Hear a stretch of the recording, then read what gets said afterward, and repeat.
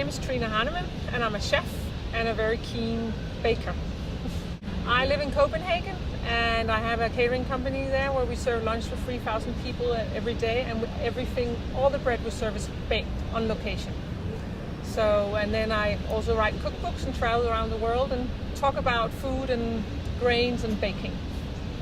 I've long been, discussing with several people over here, Trine Hahnemann and also Robert Lavalva, about trying to promote rye over here more, and the rye bread and all the things you could do with rye. And then I got a call from the Danish government saying that they had some money from that they would like, if I could do my rye bread project, they would like to give me that money. And I called up Claire, and I said, we got the money, we better come up with a project. We have 6 weeks to spend it. And therefore we started it, and the whole thing was to get people together and talk about why rye is so healthy, why it tastes so good, and what it could be used for. And then at the same time at New Amsterdam Market, showcasing the open sandwiches, which is based on rye bread. And this is a very old tradition in Denmark of a way we eat lunch, and also things we eat for parties and things, and rye bread is part of it. So we did rye bread with all the open sandwiches things for 500 people came down, and then we had 6 chefs from here, from New York and Brooklyn, coming up with new recipes of how to use the rye bread in this, what we call the smørrebrød. It's like 3 pieces of rye bread with some toppings on it, so it's an open sandwich. And you normally as a kid get 3 pieces, one with some pate, some sausages and maybe banana or whatever. And if you ate all of that, you'd get a piece of white bread with some jam on, or so yeah, that was a treat. I think when you are, especially when you grow up with it, like I've done in my family and people around me, it is something that you really miss it. And I also think it's because it is part of your you have to have it to digest properly, and you feel that it's missing in your diet in a very particular way because you've had it every day your whole life. And then of course it has an acquired taste because it is sour. It has a much darker taste. And then over the last 10 years in Denmark, we have it's become so many different grains there, and they are sold in different ways. Now you have rye flakes, we have the whole grains, we have cracked grains, and that also means that you can bring it into the cooking in a whole new way, which is also very interesting.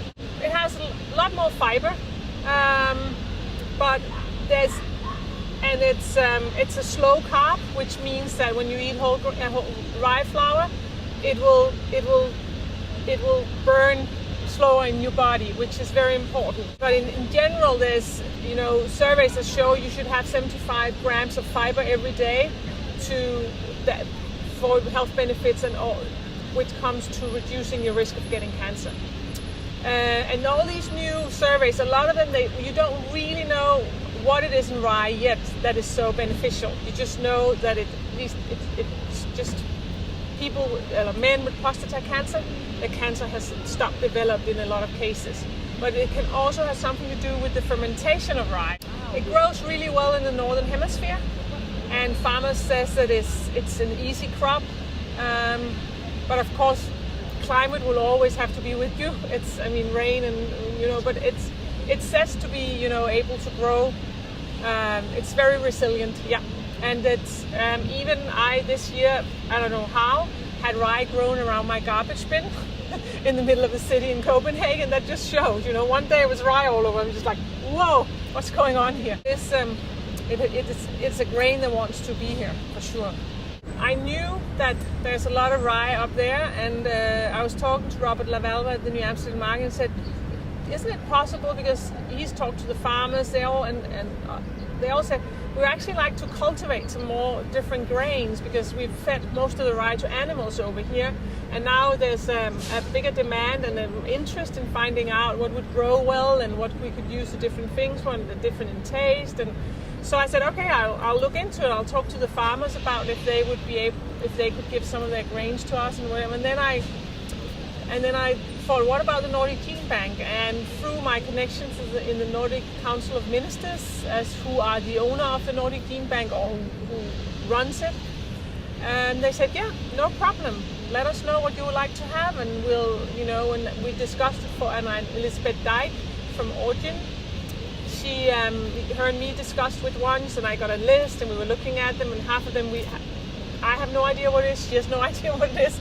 So we did a little, research to find out which different grains we would like to get, and then the Nordic Gene Bank came back to us and said, I think we should do it the official way, which means through the American Minister of Agriculture, it must be. So we're doing it the official way, but there's no problem.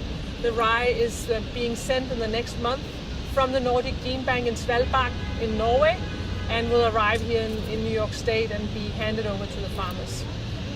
Even me as a chef 10 years ago didn't really know there was a difference in flour. We got the flour from Italy, which were very good for a certain kind of bread. And then we had regular organic flour in 25 kilo sacks, and it was it. We never really, and then we started to working with flour from different farmers, and the first thing, of course, was taste. It tastes differently. Which is the first real benefit is understanding that you can actually work with different flours and have bread and buns that will taste differently. Of course, then there's also supporting local farmers and local growers and millers where we live, because I find that very important, because they create communities, and that's what society is all about. So we also wanted to do that. But the thing was also the quality.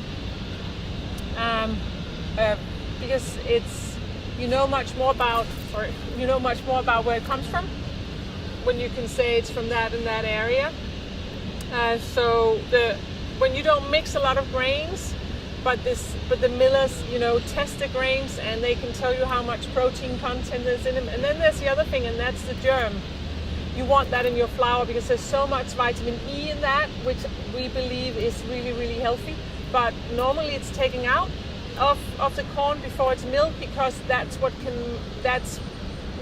difficult to control, and therefore the flour won't get the same amount of shelf life. It can get a 2-year shelf life without it, but with it, it's more 7-8 months.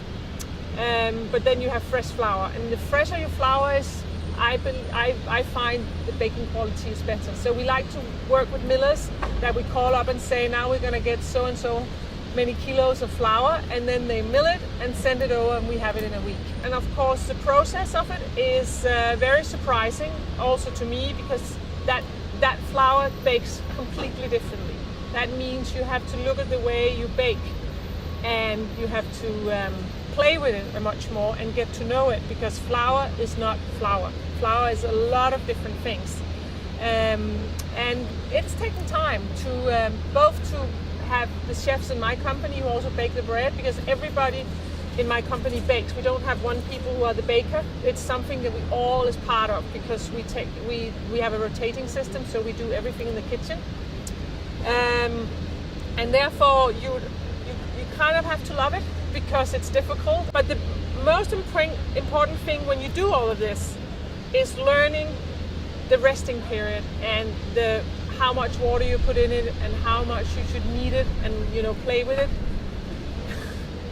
How much you should knead it and play with it, and how much it should rest in between the different kneading process before you put it into the last stage of the rising. So it is about, I would say, learning how to bake with the certain kind of flours. And also understanding the formula, that getting the temperature right from the water, the yeast, and the flour. And then you never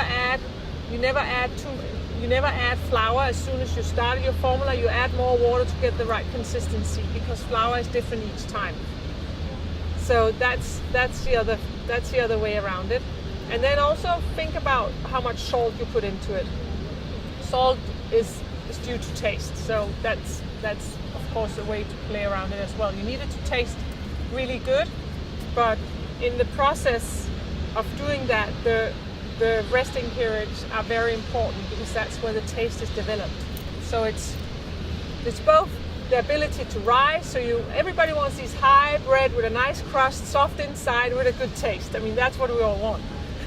But in that, and you can get it, but you have to be a little bit patient and work with it.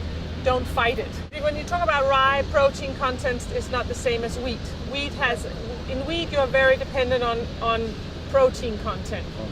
And keeping a stable protein content in your grains is of course the goal. That is the ultimate goal.